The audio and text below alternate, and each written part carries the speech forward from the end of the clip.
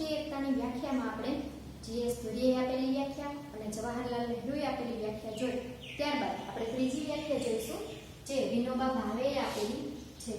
રાષ્ટ્રીય એકતા એ ભાવાત્મક એકતા, ભાઈચારો, રાષ્ટ્રપ્રેમની દ્રઢ ભાવનાઓ છે જે એક દેશના બધા નિવાસીઓને પોતાની વ્યક્તિગત, પ્રાદેશિક, ધાર્મિક, ભાષાકીય વિભિન્નતાઓને ભૂલવામાં સહાયતા કરે છે.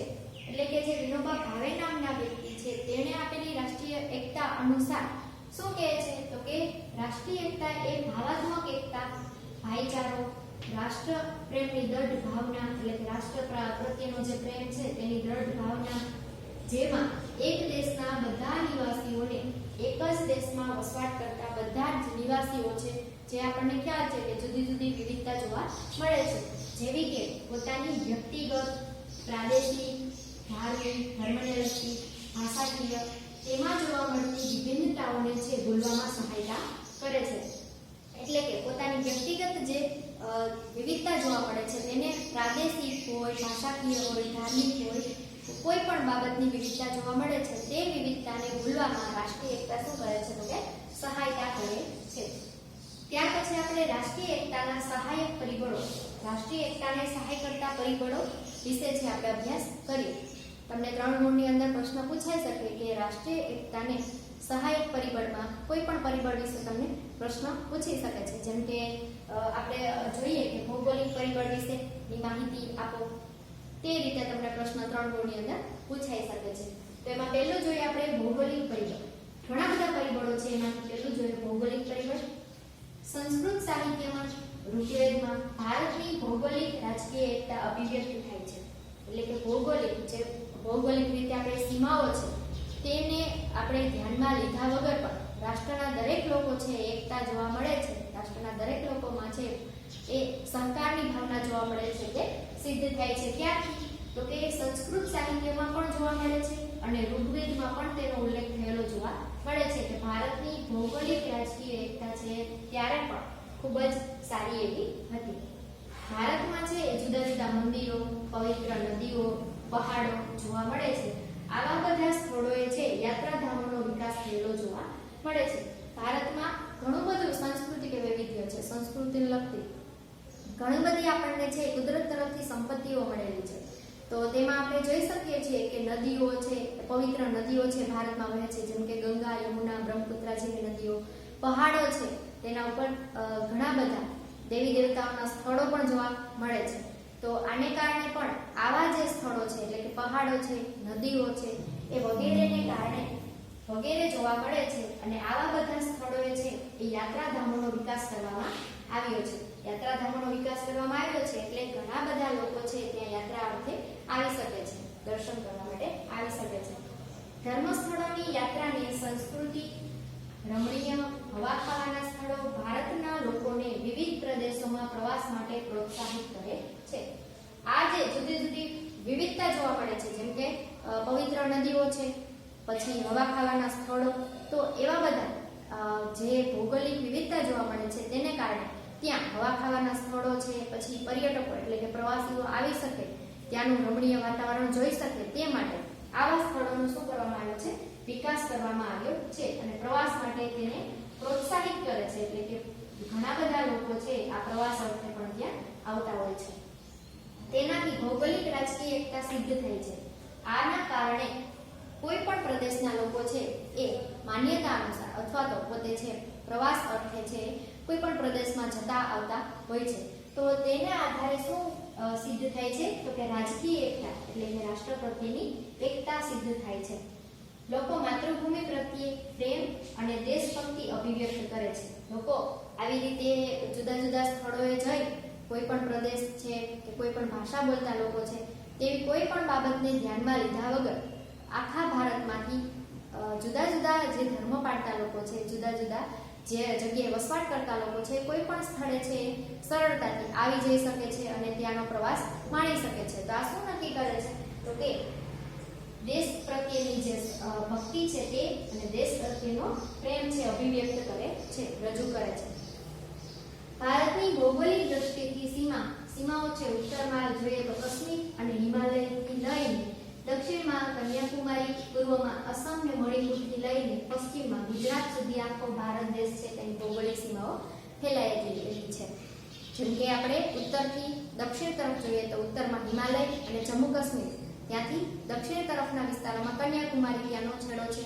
એવી રીતે પૂર્વમાં તો કે મણિપુર, અસમ સાઈડના વિસ્તારો ત્યાંના રાજ્યો છે અને પશ્ચિમમાં જોઈએ તો ગુજરાત. આવી રીતે ભારત આવડા મોટા ભૌગોલિક સ્થાનમાં ફેલાયેલો જોવા મળે છે. હવે ભારતનું કુલ ક્ષેત્રફળ જોઈએ તો 32,87,264 લાખ ચોરસ કિલોમીટર ધરાવતું જોવા મળે છે. ભારત એક ગુણની અંદર તમને પ્રશ્ન પૂછાઈ શકે કે ભારતનું ભૌગોલિક ક્ષેત્રફળ કેટલું છે, તો 32,87,264 લાખ ચોરસ કિલોમીટર જેટલું વિસ્તાર ધરાવે છે.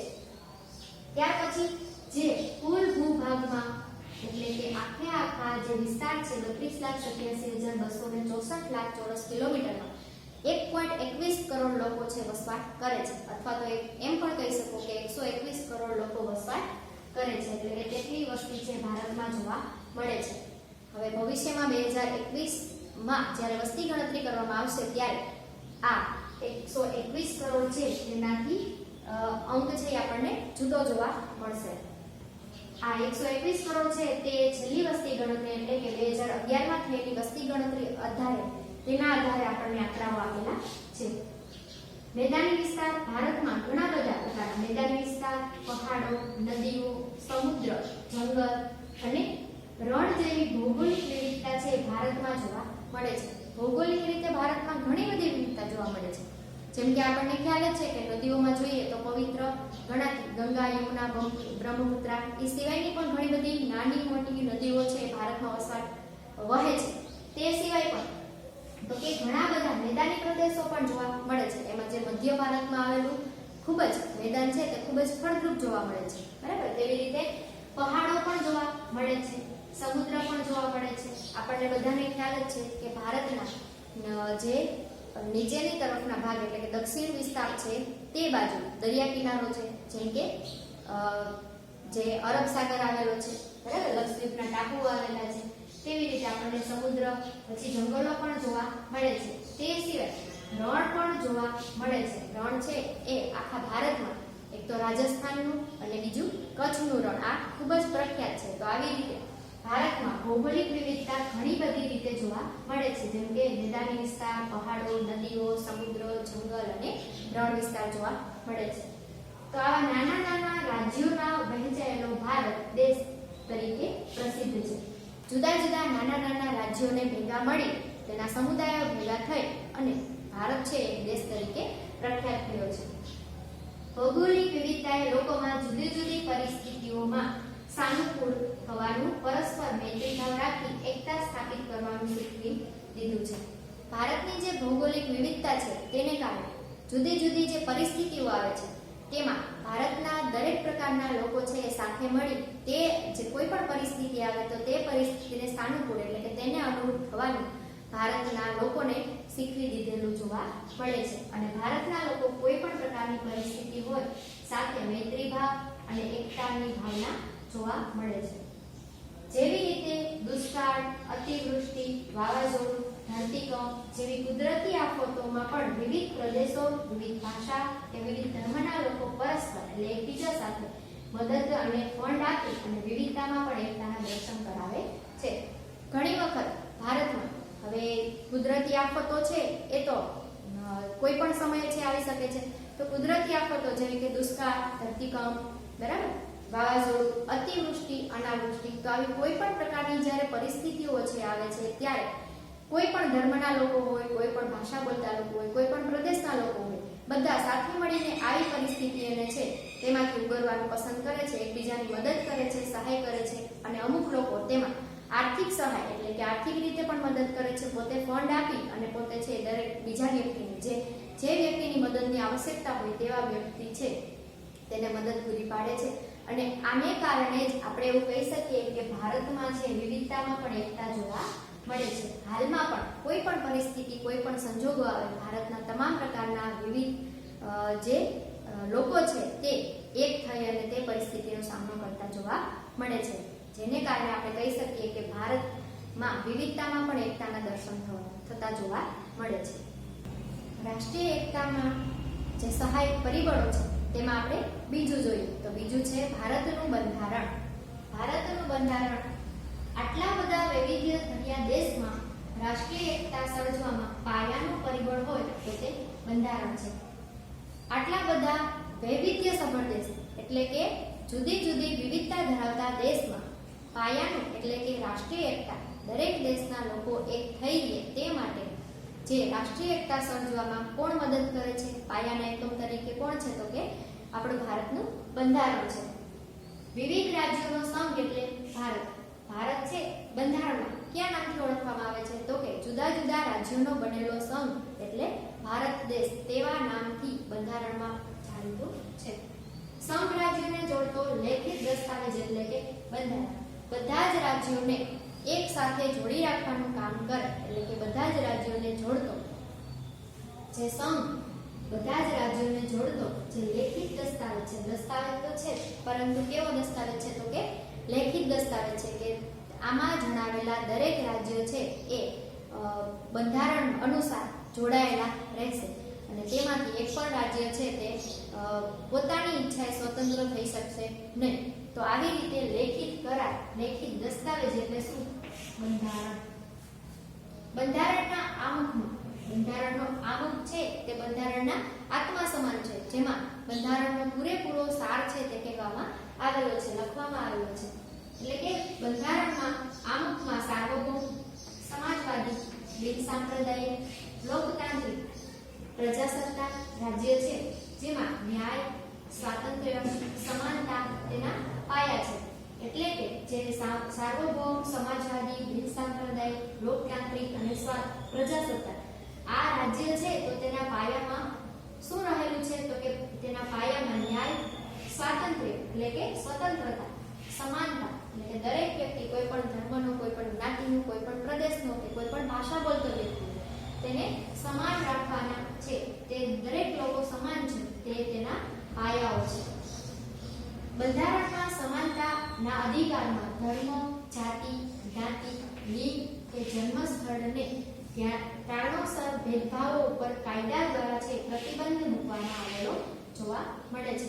એટલે કે બંધારણમાં સમાનતાના અધિકારમાં દરેક વ્યક્તિ સમાન છે તેવો અધિકાર તો આપવામાં આવેલો છે બંધારણ દ્વારા, પરંતુ તે સમાનતા કઈ રીતે સિદ્ધ થાય છે તેના અનુસંધાને અમુક કાયદાઓ ઘડવામાં આવેલા છે. તો આ કાયદાઓ કયા કયા છે તો કે ધર્મ, જાતિ, જ્ઞાતિ, લિંગ એટલે કે સ્ત્રી કે પુરુષ, તેનું જન્મ સ્થળ, એના આધારે એના કારણોસર કોઈ ભેદભાવો ઉપર કાયદા દ્વારા તેમાં ભેદભાવ ન થાય તે માટે કાયદા દ્વારા પ્રતિબંધ મૂકવામાં એટલે કે અંકુશ મૂકવામાં આવેલો છે, જેથી કરીને તેવા કાયદાઓ ઘડવામાં આવેલા છે કે જેથી કરીને દરેક વ્યક્તિને સમાન હક મળી શકે. ભારતનું બંધારણ તેમને ધર્મનિરપેક્ષ રાજ્ય તરીકે સ્વીકારે છે. કેવા રાજ્ય તરીકે તો કે ધર્મનિરપેક્ષ રાજ્ય તરીકે સ્વીકારે છે કે આખા ભારતને કોઈ એક ધર્મ નથી, પરંતુ જુદા જુદા ધર્મ પાળનાર લોકો છે તેને પોતાનો ધર્મ પાળવા માટે અથવા અને તેના પ્રચાર પ્રસાર કરવા માટે સ્વતંત્રતા આપવામાં આવેલી છે. ભારતનું બંધારણ તેમને ધર્મનિરપેક્ષ એટલે કે કોઈ એક ધર્મ છે એ ભારતનો નથી એવી રીતે સ્વીકારે છે. એટલે કે ભારત રાજ્યનો કોઈ ધર્મ નથી, આખા ભારતનો કોઈ એવો ધર્મ નથી. બધા જ ધર્મો માટે છે એ સમાન આદર અને સમાન રક્ષણ મળે છે. દરેક ધર્મ માટે ભારતમાં જેટલા ધર્મો પાળનારા લોકો છે એ દરેક માટે સમાન આદર અને સમાન છે તે રક્ષણ મળે છે. બધા જ નાગરિકોને મુક્તપણે એટલે સ્વતંત્ર રીતે ધર્મમાં માનવા, પાળવા અને પ્રચાર કરવા માટે બંધારણે છે એ છૂટ આપેલી જોવા મળે છે. કોઈ પણ ધર્મ પાળતો વ્યક્તિ છે એને પોતાનો ધર્મ પાળવા માટે, પોતાની રીતે સ્વતંત્ર ધર્મ છે એ સ્વીકારવા માટે ઘણી વખત એવું થતું હોય છે કે કોઈ હિન્દુ ધર્મ પાળતો વ્યક્તિ છે જે તેને જૈન ધર્મ પાળવો હોય તો તે માટે પણ તેના પર કોઈ પ્રતિબંધ રાખવામાં આવતો નથી. તે સ્વતંત્રપણે તેનો ધર્મ છે એ બદલી શકે છે, તે ધર્મ અનુસાર તે વર્તી શકે છે અને તેનો પ્રચાર પ્રસાર પણ સ્વતંત્રપણે કરી શકે છે. આવો બંધારણ દ્વારા છે એ અધિકાર હક આપવામાં આવેલો છે, જેને કારણે દરેક વ્યક્તિ સમાનતાનો ઉપયોગ કરી શકે. કોઈ પણ સ્થળે છે એ વસવાટ કરતા અને પોતાની ભાષા, લિપિ કે સંસ્કૃતિ ધરાવતા લઘુમતી સમુદાયોને જતન કરવાનો અધિકાર આપવામાં આવેલો છે. કોઈ પણ સ્થળે લઘુમતી સમુદાય છે, આપણે જોઈ ગયા આગળ કે સૌથી વધારે કયો લઘુમતી સમુદાય છે, તો કે ઇસ્લામ ધર્મ પાળતા લોકો છે, બરાબર. એ સિવાય લઘુમતી સમુદાયમાં જોઈએ તો જે પારસી, ખ્રિસ્તી, અન્ય સમુદાયો, બરાબર, આ બધા છે એ લઘુમતી સમુદાયમાં આવશે. જ્યારે બહુમતી ધરાવતો સમુદાય કયો છે, તો કે હિન્દુ સમુદાય છે. તો આવી રીતે કોઈ પણ સ્થળે વસવાટ કરતા, ભારતના કોઈ પણ સ્થળે, જેટલો આપણો ભૌગોલિક વિસ્તાર છે તેમાંથી કોઈ પણ સ્થળે વસવાટ કરતા અને પોતાની ભાષા, કારણ કે જુદા જુદા પ્રદેશોમાં વસવાટ કરતા લોકોની ભાષા કેવી હોય છે, જુદી જુદી હોય છે, તેની લિપિ જુદી હોય છે, તેની સંસ્કૃતિ પણ જુદી હોય છે. તો આવા લોકોની પોતાની ભાષા, લિપિ કે સંસ્કૃતિ ધરાવતા જે લઘુમતી સમુદાયો છે તેનું જતન અને તેનું રક્ષણ કરવાનો દરેક વ્યક્તિને અધિકાર આપવામાં આવેલો છે, જેથી કરીને પોતાની સંસ્કૃતિને તે ટકાવી રાખે. આ બધા અધિકારો છે રાષ્ટ્રીય એકતા ઘડવામાં પાયાના છે તે ગણવામાં આવે છે. એટલે કે આ બધા અધિકારો છે એવા છે કે જેથી કરીને ભારતના દરેક વ્યક્તિ છે તેને સ્વતંત્રતા મળી રહે. આવા અધિકારો દ્વારા ભારતની વિવિધતામાં પણ એકતા સર્જવામાં મદદરૂપ થઈ શકે. એટલે કે રાષ્ટ્રીય એકતા ઘડવામાં આ બધા પરિબળો, આ બધા કાયદાઓ, અધિકારો પાયાના ગણવામાં આવે છે. ત્યાર પછી છે ત્રીજું પરિબળ તરીકે નાગરિક ફરજો. નાગરિકની કઈ કઈ ફરજો છે? અત્યાર સુધી આપણે જોયું કે બંધારણમાં દરેક વ્યક્તિને, દરેક નાગરિકને કયા કયા અધિકારો આપવામાં આવેલા છે કે જેથી કરી દરેક વ્યક્તિ છે સ્વતંત્ર રીતે પોતાનું જીવન જીવી શકે. જેવી રીતે અધિકારો આપવામાં આવેલા છે એવી રીતે નાગરિકની અમુક પ્રકારની ફરજો પણ હોય છે. અધિકારો અને ફરજો એક સિક્કાની બે બાજુમાં કહી શકાય છે. કારણ કે એક્ઝામ્પલ તરીકે તમને કહું તો જેવી રીતે દેશમાં દરેક નાગરિક છે તેને કોઈ પણ જગ્યાએ વસવાટ કરવાનો, પોતાની સંસ્કૃતિ, ધર્મ પાળવાનો અધિકાર છે, બરાબર. બીજું એક્ઝામ્પલ તમને આપી શકું કે માનો કે તમે છે એ તમારા વર્ગખંડમાં છે કોઈ પણ ધર્મ પાળનાર વ્યક્તિ છે તે જે ધોરણમાં અભ્યાસ કરે છે તે સ્વતંત્રતાથી એડમિશન લઈ શકે છે, પરંતુ તેની ફરજ શું છે તો કે તે શાળાના જે નિયમો છે તેનું પાલન કરવું અને પોતે જે એક વિદ્યાર્થી તરીકે અભ્યાસ કરવો તે તેની ફરજ છે. તો અધિકાર અને ફરજ આ રીતે હોઈ શકે છે કે શાળામાં, કોઈ પણ શાળામાં છે એ નિયમોનું પાલન કરી અને પોતે શું કરે છે, પોતે ગમે તે ધર્મ પાળતો હોય, ગમે તે સંસ્કૃતિનો, ગમે તે જ્ઞાતિ જાતિનો વ્યક્તિ, વિદ્યાર્થી હોય છતાં પણ પોતાની ઈચ્છા અનુસાર શાળામાં છે એ એડમિશન, એટલે કે શાળામાં છે દાખલ થઈ શકે છે, પરંતુ ત્યાંના નિયમોનું, રીત રિવાજોનું પાલન કરવું એ તેની શું છે, ફરજ કહી શકાય છે. તો આ હતી ફરજ. અને એટલા માટે એવી જ રીતે નાગરિકોની ફરજ શું છે? બંધારણ તરફથી નાગરિકોને અધિકાર ઘણા બધા આપવામાં આવેલા છે. સાથે સાથે આ રાષ્ટ્રીય એકતા જળવાઈ રહે તે માટે નાગરિકને પણ પોતાની અમુક ફરજો હોય જ છે. નાગરિક ફરજોમાં પણ રાષ્ટ્રીય એકતા છે તેના દર્શન થતા જોવા મળે છે. નાગરિકોની જે ફરજો છે તેમાં પણ રાષ્ટ્રીય એકતાના દર્શન થતા જોવા મળે છે. જેમાં પહેલી ફરજ છે કોઈ પણ નાગરિકની કે રાષ્ટ્રને વફાદાર રહેવું, રાષ્ટ્ર પ્રત્યે છે વફાદાર રહેવું, તેની સાથે કોઈ પણ પ્રકારનું ષડયંત્ર ન કરવું જોઈએ, જેથી કરીને, એટલે કે રાષ્ટ્ર પ્રત્યે છે વફાદાર રહેવું, તેના આદર્શો, સંસ્થાઓ, રાષ્ટ્રધ્વજ અને રાષ્ટ્રગીતનો આદર કરવો. સાથે સાથે રાષ્ટ્રના જે અમુક પ્રકારના મહત્વના છે, જેમ કે આદર્શો, તેના જે નિયમો છે તે, અમુક મહત્વની સંસ્થાઓ, રાષ્ટ્રનો રાષ્ટ્રધ્વજ અને રાષ્ટ્રગીત, આ બધાનો શું કરવો જોઈએ? દરેક નાગરિકે આદર કરવો જોઈએ, તેનું સન્માન કરવું જોઈએ. આઝાદી માટેની લડતને પ્રેરણા આપનારા ઉમદા આદર્શોને, એટલે કે સારા આદર્શોને હૃદયમાં સન્માનિત કરી અને તેને અનુસરવું જોઈએ. સારા એવા જે ગુણ છે તેને આપણે હૃદયમાં રાખવા જોઈએ અને તે અનુસાર જ આપણે તેનું વર્તન કરવું જોઈએ. આ થઈ બીજી ફરજ. ભારતનું સાર્વભૌમત્વ, એકતા અને અખંડિતતાનું સંવર્ધન અને તેનું રક્ષણ કરવું જોઈએ. ભારતની એકતા સ્થપાઈ રહે તે માટે અખંડિતતા, એટલે કે ભારત છે એ ક્યારે આ રાજ્યોમાંથી કોઈ પણ તેમાં વિખંડન ન થાય તે માટેનું આપણે રક્ષણ પણ કરવું જોઈએ અને તેનું સંવર્ધન, એટલે કે તેનો આપણે વિકાસ પણ કરવો જોઈએ.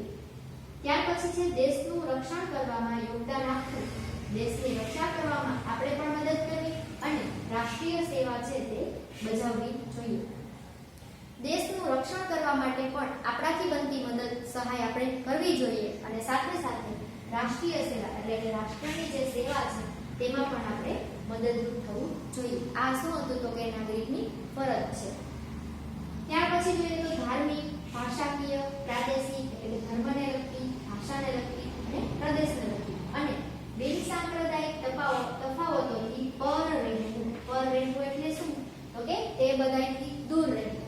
કે દરેક વ્યક્તિએ છે એ કોઈ પણ ધર્મનો વ્યક્તિ હોય, કોઈ પણ જાતિ, કોઈ પણ જ્ઞાતિ, કોઈ પણ પ્રદેશનો વ્યક્તિ હોય તેને તે અનુસાર નહીં, પરંતુ તે એક વ્યક્તિ તરીકે છે તે સૌપ્રથમ તો કોઈ પણ ધર્મ પાળતો નહીં, પરંતુ સૌપ્રથમ તો કોઈ પણ માણસને વ્યક્તિ તરીકે જોવાનું આપણે પસંદ કરવું જોઈએ.